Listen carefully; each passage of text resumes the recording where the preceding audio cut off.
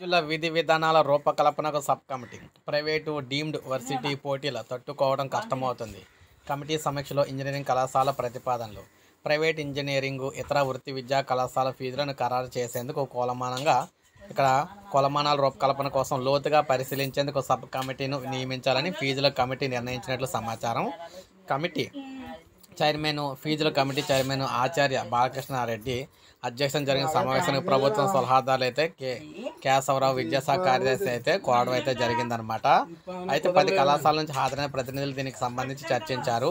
ఇందులో ముఖ్యంగా ప్రధాన అంశాలు, కళాశాల ప్రతినిధులు అయితే అభిప్రాయాలు ఎలా ఉన్నాయంటే, ప్రపంచ స్థాయి విద్యను అందించాలంటారు, ఫీజులు పెంచితే లేదంటారు, ఫీజు రియంబర్స్మెంట్ ఇవ్వరు, మళ్ళీ సిబ్బందికి జీతాలు ఇవ్వడం లేదంటారు అని ప్రజాప్రతినిధులు పేర్కొన్నారన్నమాట. ప్రైవేటు డీమ్డ్ వర్సిటీలు వేల సంఖ్యలో సీట్లు పెంచుకుంటున్నాయని, ఫీజులు ఎంతో వారు నిర్ణయించుకుంటున్నారని, దాంతో వేతనాలు ఎక్కువ ఇస్తామని చెబుతూ ఉండడంతో తమ కళాశాల అధ్యాపకులు నిలుపుకోవడమే కష్టమవుతుందన్నారు.